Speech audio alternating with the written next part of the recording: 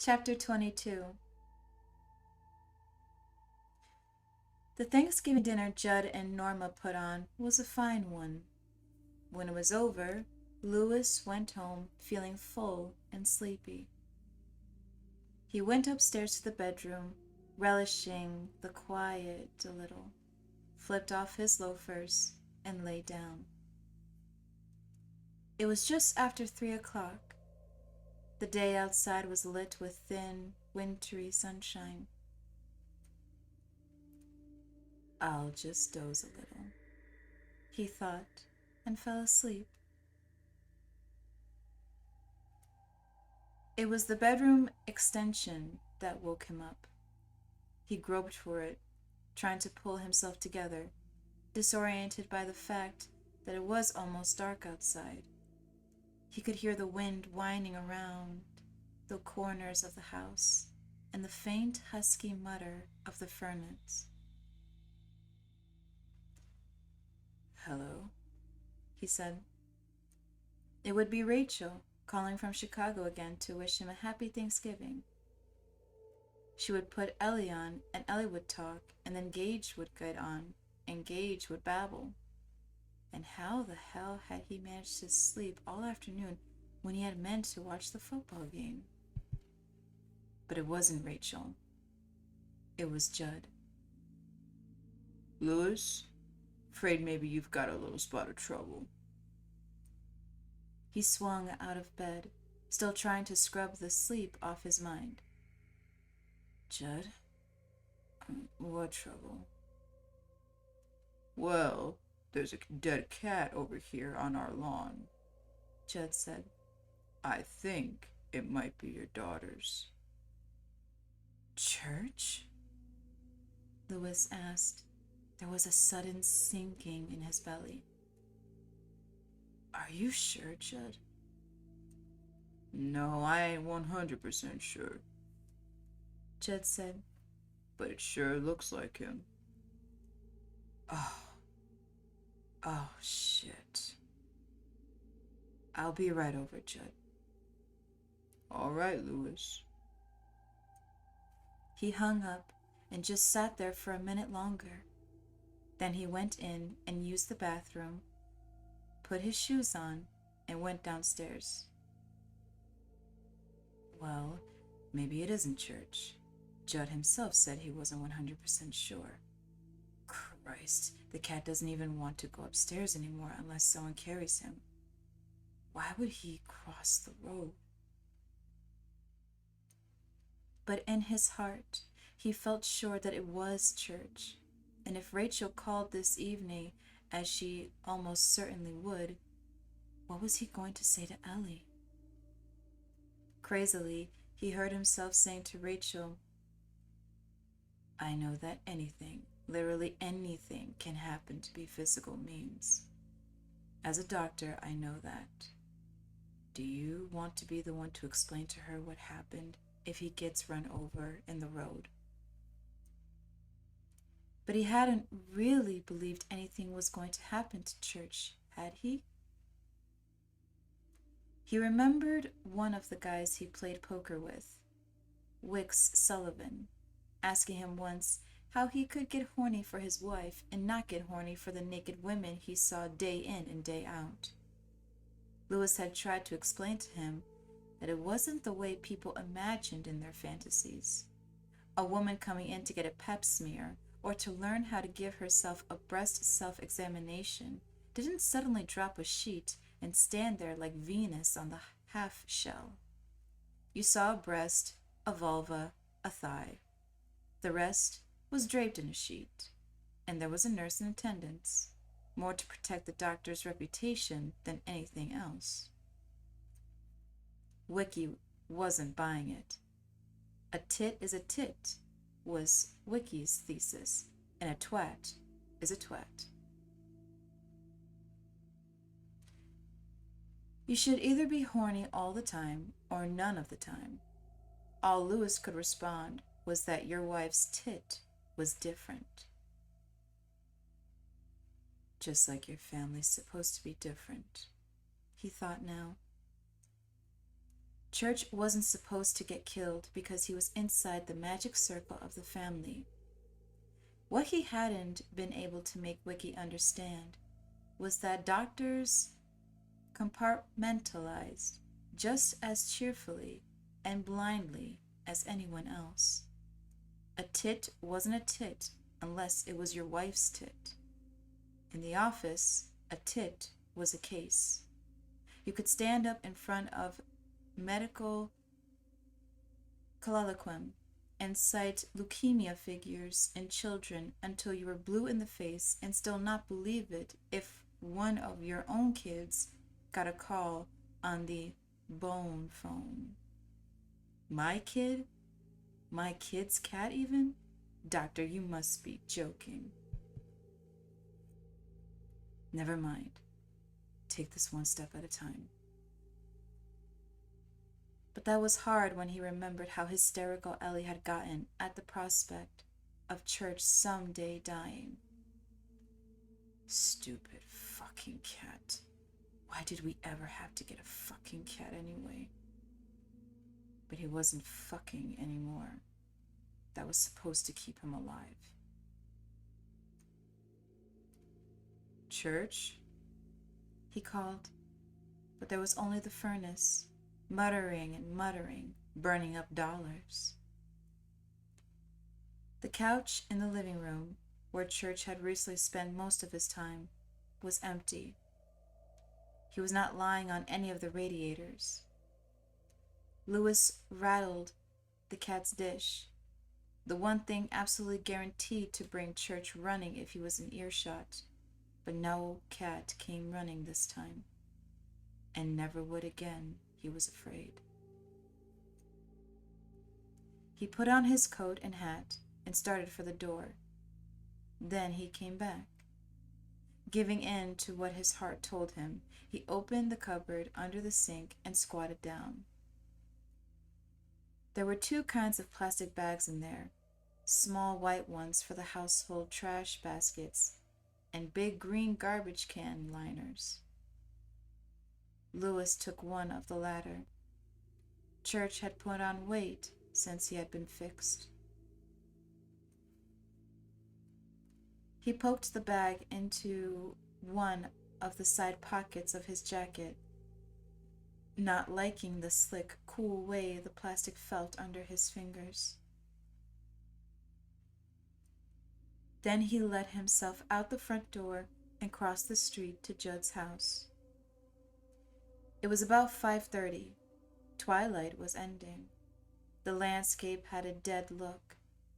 The remainder of sunset was a strange orange line on the horizon across the river. The wind bowled straight down Route 15, numbing Lewis's cheek and whipping away the white plum of his breath. He shuddered, but not from the cold. It was a feeling of aloneness that made him shudder. It was strong and persuasive. There seemed no way to concentrize it with a metaphor. It was faceless. He just felt by himself, untouched and untouching. He saw Judd across the road, bundled up in his big green duffel coat, his face lost in the shadow cast by the fur-fringed hood. Standing on his frozen lawn, he looked like a piece of statuary, just another dead thing in this twilight landscape where no birds sang.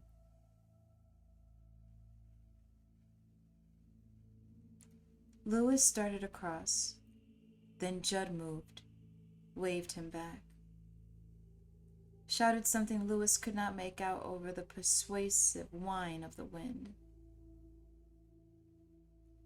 Lewis stepped back, realizing suddenly that the wind's whine had deepened and sharpened. A moment later, an air horn bladed, and an Ornco truck roared past close enough to make his pants and jacket flap. Damned if he hadn't almost walked right out in front of the thing.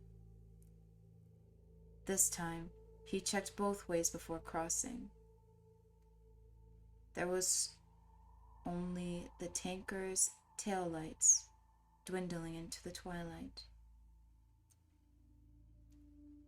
Thought that Renko truck was going to get you, Judd said. Have a care, Lewis. Even this close, Lewis couldn't see Judd's face, and the uncomfortable feeling persisted that this could have been anyone at all. "Where's Norma?" he asked, still not looking down at the sprawled cat of fur by Judd's foot. Went to the Thanksgiving church service, he said. She'll stay to the supper, I guess. Although I don't think she'll eat anything. She's gotten pickyish. The wind gusted, shifting the hood back momentarily, and Lewis saw that it was indeed Judd. Who else would it have been? It's mostly an excuse for a hen patty, Judd said. They don't eat much but sandwiches after the big meal at noon. She'll be back around 8. Lewis knelt down to look at the cat. Don't let it be church, he wished, friendly, as he turned its head gently on its neck with gloved fingers. Let it be someone else's cat. Let Judd be wrong. But of course, it was church. He was in no way mangled or disfigured. He had not been run over by one of the big tankers or semis that cruised Route 15. Just what was that 𝘠𝘓𝘃 truck doing out on Thanksgiving? He wondered randomly. Church's eyes were half open, as glazed as green marbles. A small flow of blood had come from his mouth, which was also open. Not a great deal of blood, just enough to stain the white bib on his chest. Yours, Lewis? Mine. He agreed and sighed. He was aware for the first time that he had loved church, maybe not as fervently as Ellie, but in his own absent way. In the weeks following his castration, Church had changed, had gotten fat and slow, had established a routine that took him between Ellie's bed, the couch, and his dish, but rarely out of the house. Now, in death, he looked to Lewis like the old Church. The mouth was so small and bloody, filled with needle-sharp cat's teeth, was frozen in a shooter's snarl. The dead eyes seemed furious. It was as if after the short and placid stupidity of his life as a neuterer, Church had rediscovered his real nature in dying. Yeah, it's Church, he said. I'll be damned if I know how I'm going to tell Ellie about it. Suddenly, he had an idea. He would bury Church up in the pet cemetery with no marker or any of that foolishness. He would say nothing to Ellie on the phone tonight about Church. Tomorrow, he would mention casually that he hadn't seen Church around. The day after, he would suggest that perhaps Church had wandered off. Cats did that sometimes. Ellie would be upset, sure, but there would be none of the finality.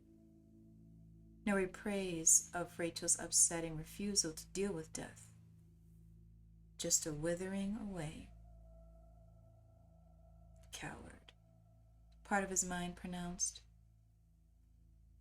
Yes, no argument, but who needs this hassle? Loves that cat pretty well, doesn't she?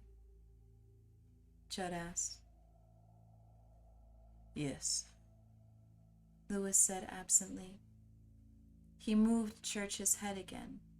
The cat had begun to stiffen, but the head still moved much more easily than it should have. Broken neck. Yeah. Given that, he thought, he could reconstruct what had happened. Church had been crossing the road for whatever reason God knew alone, and a car or truck had hit him, breaking his neck and throwing him aside onto Judd Crandall's lawn. Or perhaps the cat's neck had been broken when he was struck the frozen ground. It didn't matter. Either way, the remains remained the same. Church was dead. He glanced up at Judd, about to tell him his conclusions, but Judd was looking away toward the fading orange line of light at the horizon. His hood had fallen back halfway, and his face seemed thoughtful and stern, harsh even. Louis pulled the green garbage bag out of his pocket and unfolded it, holding it tightly to keep the wind from whipping it away. The brisk, crackling sound of the bag seemed to bring Judd back to this here and now. Yes, I guess she loves it pretty well, Judd said. His use of the present tense felt slightly eerie. The whole setting, with the fading light, the cold, and the wind, struck him as eerie and gothic. Here's Heathcliff out on the desolate moors, Louis thought, grimacing against the cold, getting ready to pop the family cat into a hefty bag. Yowza. He grabbed Church's tail, spread the mouth of the bag, and lifted the cat. He pulled a disgusted, unhappy face at the sound of the cat's body made coming up. Rip! As he pulled it out of the frost it had set into.